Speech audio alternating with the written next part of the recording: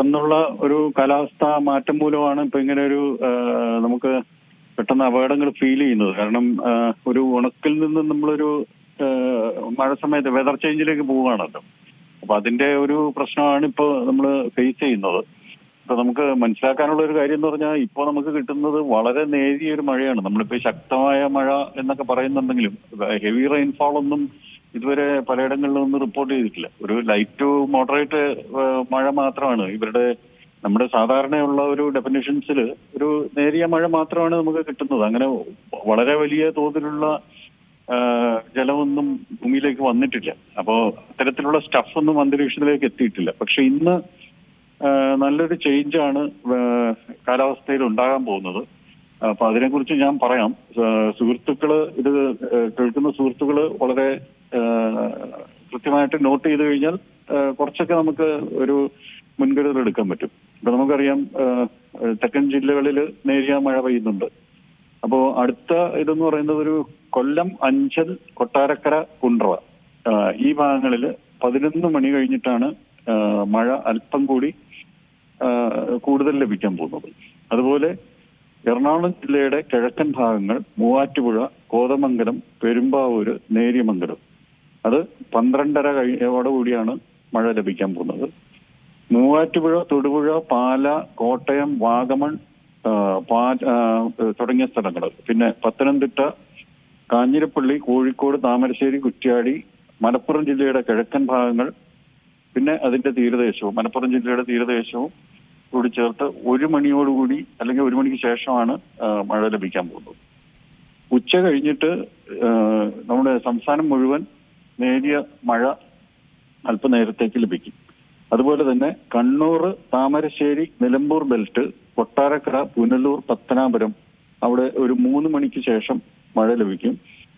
കോട്ടയം, തൃശ്ശൂരിന്റെ കിഴക്കൻ ഭാഗങ്ങൾ 4 മണിക്ക് ശേഷം, വീണ്ടും മലപ്പുറത്ത് 5 മണിക്കും പിന്നെ 10 മണിക്കും വൈകുന്നേരം രാത്രി. കോഴിക്കോട്, കണ്ണൂർ 7 മണിക്ക് അല്പം കൂടിയ മഴ ലഭിക്കും. പിന്നെ എറണാകുളത്ത് വൈകുന്നേരം നേരിയ മഴയും പിന്നീട് ഒരു 11 മണിയോടുകൂടി അല്പം മഴയും ലഭിക്കും. ഇതാണ് ഇന്നത്തെ ഒരു ലോക്കലൈസ്ഡ് ആയിട്ടുള്ള ഒരു നമുക്കിപ്പോ പറയാൻ പറ്റുന്ന ഒരു കാര്യം. അപ്പൊ ഞാൻ ഈ പറഞ്ഞ സ്ഥലങ്ങളൊക്കെ വളരെ ശക്തമായ മഴയാണെന്ന് വിചാരിക്കരുത്. അത് ഒരു അല്പനേരം നീണ്ടു നിൽക്കുന്ന ഒരു മഴ. പക്ഷെ കഴിഞ്ഞ ആഴ്ചകളിൽ ലഭിച്ചതിനേക്കാൾ അല്പം കൂടിയ മഴയായിരിക്കും ചില നിശ്ചിത ഇടങ്ങളിൽ ഈ സമയത്ത് ലഭിക്കാൻ പോകുന്നത്. ആ ഇടങ്ങളുടെ പേരാണ് ഞാൻ ഈ പറഞ്ഞത്. ഇന്ന് ഒരു നല്ലൊരു മാറ്റത്തിന്റെ സൂചനയാണ്. നമ്മുടെ കാലാവസ്ഥ പെട്ടെന്ന് മാറുന്നതിന്റെ സൂചനയാണ്. അതിന്റെ കൂടെ തന്നെ ടെമ്പറേച്ചറിൽ അല്പം കുറവുണ്ടാകും. ഇത്രയും സ്റ്റേറ്റ് മുഴുവൻ ഈ രീതിയിലുള്ള മഴ ലഭിക്കുന്നതുകൊണ്ട് നേരിയൊരു കുറവ് ടെമ്പറേച്ചറിലുണ്ടാകും. 1-2 ഡിഗ്രി ഓവറോൾ ടെമ്പറേച്ചർ കുറവുണ്ടാകും. അപ്പൊ അങ്ങനെ ഒരു മാറ്റം, അങ്ങനെ ഒരു ചേഞ്ച് ആണ് വരാൻ പോകുന്നത്. അടുത്ത ദിവസങ്ങളിൽ മഴ കുറയും. ഈ രീതിയിലുള്ള മഴ അടുത്ത ദിവസങ്ങളിൽ കിട്ടില്ല. 18-ാം തീയതി കിട്ടുമെങ്കിലും, പക്ഷെ 18-ാം തീയതി അത്ര ഒരു മഴയ്ക്കുള്ള സാധ്യത ഇല്ല. നേരിയ മഴയാണ് മിക്കയിടങ്ങളിലും ലഭിക്കുക. പക്ഷെ മലപ്പുറം, കോഴിക്കോട് തുടങ്ങിയ ഇടങ്ങളിൽ, കണ്ണൂർ തുടങ്ങിയ ഇടങ്ങളിൽ മഴ ലഭിക്കും. പിന്നെ ആലപ്പുഴയുടെ ചില ഭാഗങ്ങളിൽ നാളെ മഴ കിട്ടും. പിന്നെ വൈകുന്നേരം ഈവനിങ് അവേഴ്സിൽ കണ്ണൂർ, എറണാകുളം തുടങ്ങിയ ഭാഗങ്ങൾ. അതിപ്പോ നാളെ മാത്രമേ അത് വ്യക്തമാകത്തുള്ളൂ. ഇന്നത്തെ നമ്മുടെ അന്തരീക്ഷ സ്ഥിതിയിലെ മാറ്റം നോക്കിയിട്ടാണ് ചേഞ്ച് ആവുന്നത്. ഇപ്പൊ നാളെയും മഴ സ്റ്റേറ്റ് മൊത്തം കുറച്ചു നേരം നമുക്ക് കിട്ടും. അതൊന്നും പക്ഷെ വളരെ ശക്തമായ മഴയല്ല. നമുക്ക് ഈ ശക്തമാണെന്ന് തോന്നുന്ന കാരണം എന്ന് പറയുന്നത് പെട്ടെന്നൊരു സ്ഥലത്ത് കാറ്റടിക്കുന്നതുകൊണ്ടാണ്. അത് രണ്ട് വ്യത്യസ്ത കാലാവസ്ഥാ ഭാഗങ്ങൾ ഇത് ചെയ്യുമ്പോൾ ചൂടുള്ള വായുവും തണുത്തുള്ള വായുവും പ്രഷറും വ്യത്യാസം വരുന്നതുകൊണ്ടാണ് പെട്ടെന്ന് നമുക്കൊരു കാറ്റാഞ്ഞടിച്ച് ഈ മഴകളൊക്കെ കടവൊഴുകി വീഴുന്ന അങ്ങനെയുള്ള അനുഭവങ്ങളൊക്കെ ഉണ്ടാകുന്നത്. പക്ഷെ ഇത് മൺസൂണിന്റെ മഴയ്ക്ക് തുല്യമോ ഒന്നും അല്ല. കാരണം മൺസൂണിന്റെ മഴ എന്ന് പറയുന്നത് വന്നെത്തുമ്പോൾ തന്നെ പെട്ടെന്നുള്ള ഒരു ഈ ജലഗണങ്ങളുടെ പെട്ടെന്നുള്ള വീഴ്ചയാണ് ഈ മൺസൂൺ. ശക്തമായ മഴയാണ് മൺസൂണിന്റെ. അപ്പൊ അത് പതിക്കുന്ന ഒരു സാഹചര്യം അതല്ലേ? അങ്ങനെയല്ലേ? അതെ. അതിപ്പോ ഈ കല്ല് വീഴുന്ന പോലാണ് ശരിക്കും മൺസൂണിന്റെ മഴയാണ്. നമുക്ക് നോക്കിക്കഴിഞ്ഞാൽ അറിയാൻ പറ്റും, ശ്രദ്ധിച്ചു കഴിഞ്ഞാൽ അറിയാം. ഇപ്പോഴത്തെ മഴയും മൺസൂൺ മഴയും വ്യത്യാസം എന്ന് പറയുന്നത് വലിയ മഴത്തുള്ളികളാണ് മൺസൂണിന്റെ പ്രത്യേകത.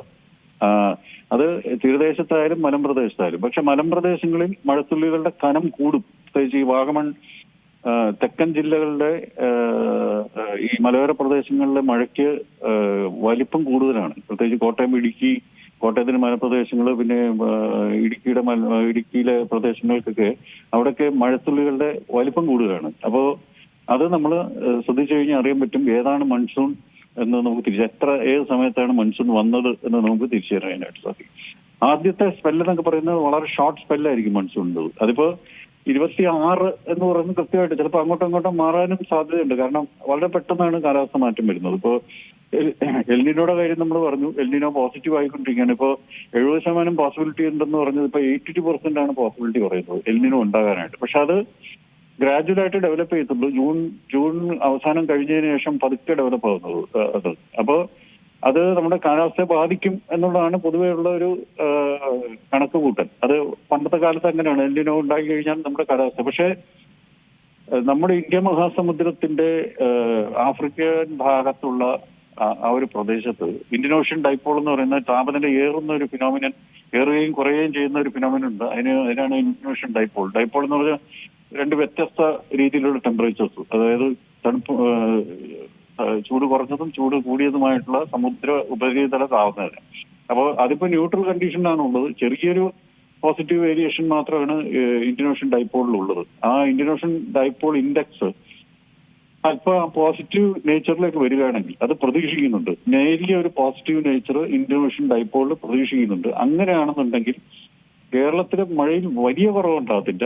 പക്ഷെ എന്നിരിക്കലും നോർമൽ മൺസൂണായിട്ട് നമ്മൾ സാധാരണ ലഭിക്കുന്ന മൺസൂണായിട്ട് വരണമെങ്കിൽ ഇന്ത്യൻ ഓഷ്യൻ ഡൈപോളിന്റെ പോസിറ്റീവ് ആയിട്ടുള്ള അല്പം ആ വാല്യൂ കുറച്ചുകൂടി കൂടണം. അങ്ങനെയാണെന്നുണ്ടെങ്കിൽ നമുക്ക് ഏകദേശം ഒരു നല്ല മഴ ലഭിക്കും. അപ്പൊ അത് ഈ അടുത്ത മാസത്തെ ഇന്ത്യൻ ഓഷ്യന്റെ ഘടന അനുസരിച്ച് അതിന്റെ താപനില അനുസരിച്ചിരിക്കും. ഇപ്പോ ഇന്ത്യൻ ഓഷ്യൻ വലുതായിട്ടൊന്നും ചൂടായിട്ടില്ല. ഇപ്പോ ഇന്ത്യൻ ഓഷ്യൻ ഇപ്പോ ഒരു ഇപ്പോഴത്തെ ഒരു ഇപ്പോ ഈ ഞാനീ പറയുമ്പോൾ ടെമ്പറേച്ചർ നോക്കി കഴിഞ്ഞാൽ 30 ഡിഗ്രി മാത്രമേ ഉള്ളൂ. അതുപോലെ ഇന്തോനേഷ്യയുടെ ഭാഗത്തും 30 ഡിഗ്രി ആയിട്ട് നിൽക്കുകയാണ്. അതേസമയം അറബിക്കടലിന്റെ താപനില ഇപ്പൊ ഏകദേശം 27 ഡിഗ്രി നമ്മുടെ കോസ്റ്റൽ അറേബ്യൻ സീയിൽ. അപ്പൊ അങ്ങനെ ഒരു വ്യത്യാസം മാത്രമേ ഉള്ളൂ. അത് അത്രയും പോരാ ശരിക്കും, അതിലും കൂടണം. ഈ നേരത്തെ പറഞ്ഞ ഇന്ത്യൻ ഓഷ്യൻ ഡൈപോളിന്റെ വാല്യൂ എന്ന് പറയുന്നത് നമുക്ക് നല്ല മഴ ലഭിച്ച 2025 33-34 ഡിഗ്രി സെൽഷ്യസ് വരെ ആയിരുന്നു. അത് നമ്മുടെ മഴയെ വളരെയധികം സഹായിച്ചിട്ടുണ്ട്. അപ്പൊ അത്തരത്തിലുള്ള വലിയൊരു ചൂടേറൽ ഉണ്ടാകത്തില്ല. കാരണം ഇപ്പോ അടുത്ത മാസം എന്ന് പറയുന്നത് ദക്ഷിണാർദ്ധഗോളം ശൈത്യത്തിലേക്ക് കിടക്കുന്ന സമയമാണ്. അപ്പൊ അതിന്റെ സമ്പൂർണ്ണമായിട്ടുള്ള പ്രയോജനം നമുക്ക് കിട്ടണമെന്നുണ്ടെങ്കിൽ, ആ കാറ്റിന്റെ സമ്പൂർണമായ പ്രയോജനം നമുക്ക് കിട്ടണമെന്നുണ്ടെങ്കിൽ ഇന്ത്യ മഹാസമുദ്രത്തിന്റെ ആ ഭാഗം കുറച്ചുകൂടി ചൂടാകണം. അപ്പൊ അതൊരു നെഗറ്റീവ് ഇമ്പാക്റ്റ് ആണെന്നാണ് നേരത്തെ കരുതിയത്. പക്ഷെ അതൊരു പോസിറ്റീവ് ഇമ്പാക്റ്റ് ആണ്. കേരളത്തെ സംബന്ധിച്ചിടത്തോളം പോസിറ്റീവ് ഇമ്പാക്റ്റ് ആണ്. പിന്നെ മറ്റൊരു കാര്യം, ഇന്ത്യയുടെ പല ഭാഗങ്ങളിലും പറയാനായിട്ടുള്ള ഒരു കാര്യം എന്ന് പറയുമ്പോൾ ഈ കാലാവസ്ഥ വകുപ്പിന്റെ മുന്നറിയിപ്പുകൾ പുറത്തു വരാറുണ്ട്. എന്നിരുന്നാലും അത് ജില്ലകൾ കേന്ദ്രീകരിച്ചാണ്. ഇപ്പോൾ തിരുവനന്തപുരം, കൊല്ലം, പത്തനംതിട്ട ഇങ്ങനെയുള്ള ജില്ലകളിൽ ഇത്ര മണിക്കൂർ നേരത്തേക്ക് അല്ലെങ്കിൽ ഈ ദിവസങ്ങളിൽ മഴ പെയ്യാനുള്ള സാധ്യത എന്ന രീതിയിലാണ് മുന്നറിയിപ്പുകൾ വരുന്നത്. ഇത് കുറച്ചുകൂടി സ്പെസിഫിക് ആയിട്ട് വരേണ്ടതില്ല? താങ്കൾ നേരത്തെ സൂചിപ്പിച്ചതുപോലെ ലോക്കലൈസ്ഡ് ആയിട്ടുള്ള ഒരു കാലാവസ്ഥാ പ്രവചനം കൂടി വരേണ്ടതില്ല? ഒരു ഉദാഹരണം പറയുകയാണെങ്കിൽ, ഇപ്പോൾ തിരുവനന്തപുരം ജില്ലയിൽ പാറശാലയിലുള്ള കാലാവസ്ഥ ആയിരിക്കില്ല ഒരു പക്ഷേ ജില്ലയുടെ അതിർത്തി മേഖലയായിട്ടുള്ള വാമനപുരം, കാരേറ്റ്, കിളിമാനൂർ സൈഡിലേക്കൊക്കെ എത്തുമ്പോൾ. ഇത് രണ്ടും തമ്മിൽ ഏകദേശം ഒരു 50 കിലോമീറ്ററിലധികം ദൂരം നമ്മൾ റോഡിലൂടെ സഞ്ചരിച്ചാൽ തന്നെ കാണാൻ സാധിക്കും. അതുപോലെ തന്നെ കൊല്ലം ജില്ലയിലായിരുന്നാലും കൊല്ലം എന്ന് പറഞ്ഞ് പ്രഖ്യാപിക്കുന്നത് പുനലൂരിലെ താപനിലയാണ്. അപ്പോൾ പുനലൂരിലെയും അതുപോലെ തെന്മലയിലെയും ഉള്ള കാലാവസ്ഥാ സാഹചര്യങ്ങളായിരിക്കില്ലല്ലോ യഥാർത്ഥ കൊല്ലം ടൗണിൽ രേഖപ്പെടുത്തുന്നത്, കടപ്പാക്കടയിലോ ചിന്നക്കടയിലോ രേഖപ്പെടുത്തുന്നത്. അപ്പോൾ കുറച്ചുകൂടി ലോക്കലൈസ്ഡ് ആയിട്ടുള്ള ഒരു സംവിധാനം കൂടി കൊണ്ടുവരേണ്ടത് അനിവാര്യമായിട്ടുള്ള ഒരു ഘടകമല്ല? അതെ, വളരെ ശരിയാണ്. അതുകൊണ്ടാണല്ലോ ഈ നമ്മൾ ഇത്രയും സമയം മെനക്കെടുത്തിയിട്ട് ഈ രീതിയിലുള്ള ലോക്കലൈസ്ഡ് ആയിട്ടുള്ള ഒരു അനുമാനം ഞാൻ പറഞ്ഞത്. കാരണം നമുക്ക് ആ രീതിയിലുള്ള ഒരു സർവീസ് അവരുടെ കയ്യിൽ നിന്ന് കിട്ടുന്നില്ല. ഇപ്പൊ കൊല്ലം ജില്ലയിൽ മഴ പെയ്യുമെന്ന് പറഞ്ഞാൽ ഈ പറഞ്ഞ പോലെ അവിടെ മലമ്പ്രദേശവും ഇടനാടും കോസ്റ്റൽ ഏരിയയും ഉണ്ട്. അപ്പോ ഒരു ജനറലൈസ്ഡ് ഫോർകാസ്റ്റ് അവരോട് പറഞ്ഞു മടുത്തിട്ടാണ്, അല്ലെങ്കിൽ അവരെ സൂചിപ്പിച്ച് വർഷങ്ങളോളം പറഞ്ഞു മടുത്തിട്ടാണ് പിന്നെ ഇപ്പൊ ഈ രീതിയിലുള്ള ഒരു അനുമാനം ഞാൻ പറഞ്ഞത്. അപ്പൊ അത് അമച്വർ ഒബ്സർവേഷൻ ആണ്. പല സോഴ്സിൽ നിന്നൊക്കെയുള്ള ഓൺലൈൻ ഒബ്സർവേഷൻസും സാറ്റലൈറ്റ് പിക്ചറും ഒക്കെ നോക്കിയിട്ട് ഉള്ള അനുമാനങ്ങളാണ് ഈ പറയുന്നത്. അപ്പൊ അത് ഏകദേശം ശരിയായിട്ട് വരുന്നതായിട്ട് കാണുന്നുണ്ട്. ഇപ്പം ടൈമിങ് അല്പം ഒരു 5-10 മിനിറ്റ് അങ്ങോട്ടോ ഇങ്ങോട്ടോ മാറുന്നുള്ളതല്ലാതെ ഈ രീതിയിലുള്ള മഴ ഈ അനുമാനത്തിലൂടെ പെയ്യുന്ന മഴ ലഭിക്കുന്നതായിട്ട് കണ്ടുവരുന്നുണ്ട്. അപ്പോ എന്റെ സുഹൃത്തുക്കളെന്നെ വിളിച്ചറിയിക്കുന്നുണ്ട്. അതായത് ഈ സമയത്ത് മഴ പെയ്ത് തുടങ്ങി എന്ന് വിളിച്ചറിയിക്കുന്നുണ്ട്. അപ്പൊ അത് സൂചിപ്പിക്കുന്നത് നമ്മുടെ ആവശ്യമായിട്ടുള്ള റിസോഴ്സസ് നമ്മുടെ ഏജൻസീസ് ഉപയോഗിക്കുന്നില്ല എന്നുള്ളതാണ്. ജസ്റ്റ് ഒരു ജനറലൈസ്ഡ് ഫോർകാസ്റ്റ് എന്നുള്ള രീതിയിൽ പറഞ്ഞു പോകാന്ന്. പിന്നെ അത് മാത്രമല്ല കളർ അലർട്ടുകൾ. ഇപ്പൊ ഈ യെല്ലോ അലർട്ട് എന്ന് പറയുന്നത് കേൾക്കാൻ തുടങ്ങിയിട്ട് ഇപ്പൊ 2-3 ആഴ്ചയായി. ഇപ്പോഴും യെല്ലോ അലർട്ട് തന്നെയാണ്. നേരത്തെ മഴയില്ലാത്ത ദിവസവും യെല്ലോ അലർട്ട്, മഴയുള്ള ദിവസവും യെല്ലോ അലർട്ടാണ് വന്നുകൊണ്ടിരിക്കുന്നത്. അതുകൊണ്ട് എന്താണ് പ്രയോജനം സാധാരണക്കാർക്ക് എന്നുള്ളതാണ് എനിക്ക് മനസ്സിലാകാത്തത്. അപ്പൊ അത് പോട്ടെ. അപ്പൊ ഞാൻ എന്റെ സുഹൃത്തുക്കൾക്ക് വേണ്ടിയും മീഡിയയ്ക്ക് വേണ്ടിയും ഞാനിങ്ങനെ അല്പം സമയം ചെലവാക്കി. ഇത് എളുപ്പമല്ലല്ലോ, കാരണം മണിക്കൂറുകൾ എടുക്കും. ഈ രീതിയിലുള്ള ഒരു അനുമാനത്തിൽ എത്താനായിട്ട് മണിക്കൂറുകൾ എടുക്കും. കാരണം ഈ സ്റ്റേറ്റിലെ എല്ലാ സ്ഥലത്തും, കാരണം 3 വ്യത്യസ്തമായ ഭൂഭാഗങ്ങളല്ലേ കേരളത്തിലുള്ളത്. ഇവിടെ മഴകളുടെ സാധ്യതയും തീവ്രതയൊക്കെ വ്യത്യസ്തമാണ്. അപ്പൊ അത് ഇവർ ചെയ്യേണ്ടതാണ്. നമ്മുടെ ഗവൺമെന്റ് ഏജൻസീസ് ചെയ്ത് അത്തരത്തിലുള്ള അലർട്ടുകൾ കൊടുക്കേണ്ടതാണ്. അങ്ങനെയാണെന്നുണ്ടെങ്കിൽ ആളുകൾക്ക് കുറച്ചുകൂടി മുൻകരുതൽ എടുക്കാൻ പറ്റും. നമുക്ക് ഇപ്പൊ സമയമുള്ളത് കൊണ്ട് നമുക്കിപ്പോ ചെയ്യാൻ പറ്റും. അപ്പൊ അത് ആളുകൾ ശ്രദ്ധിക്കുന്നുണ്ട്. മീഡിയം അതിനെ ഉത്സാഹിക്കണം. കാരണം അവരിൽ നിന്നും ഇത്തരത്തിലുള്ള ഡീറ്റെയിൽസ് കളക്ട് ചെയ്യാനായിട്ട്. അപ്പൊ IMDയുടെ ആണെന്നുണ്ടെങ്കിൽ ബ്ലോക്ക് ലെവൽ ഫോർകാസ്റ്റ് എന്നൊക്കെ പറഞ്ഞ് വരുന്നുണ്ട്. പക്ഷെ എത്രത്തോളം ഫലപ്രദമാണെന്നുള്ളതൊന്നും എനിക്കത് പരിശോധിച്ച് നോക്കാനൊന്നും പറ്റിയിട്ടില്ല. കാരണം അതിനൊക്കെ ഒരുപാട് സമയം വേണ്ടി വരും. അതൊന്നും യൂസർ ഫ്രണ്ട്ലി അല്ലാത്ത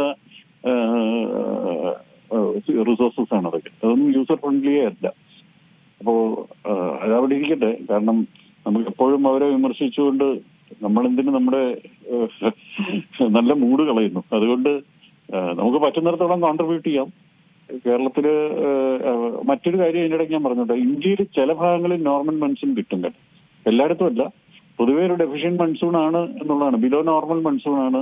ഒരു 90-92% നോർമലിന്റെ 90-92% മൺസൂൺ ആണ് ഇന്ത്യയിൽ മൊത്തം ലഭിക്കുക എന്നാണ് ഇപ്പൊ അനുമാനം ചെയ്തിരിക്കുന്നത്. IMD മാത്രമല്ല, മറ്റു പല ഏജൻസീസും അങ്ങനെയാണ്. വേൾഡ് മെറ്ററോളജിക്കൽ ഓർഗനൈസേഷനും അങ്ങനെയാണ് ഇപ്പൊ അനുമാനം ചെയ്തിരിക്കുന്നത്. പക്ഷെ ചില നിശ്ചിത ഇടങ്ങളിൽ നോർമൽ മൺസൂൺ പെയ്യാനായിട്ട് സാധ്യതയുണ്ട്. അപ്പം നമ്മുടെ തെക്കേ ഇന്ത്യയുടെ ടിപ്പിന്റെ അല്പം ഭാഗങ്ങളിൽ നോർമൽ മൺസൂൺ ലഭിക്കാനായിട്ടുള്ള ചാൻസ് ഉണ്ട്. അതിലിപ്പോ കേരളം ഇല്ല.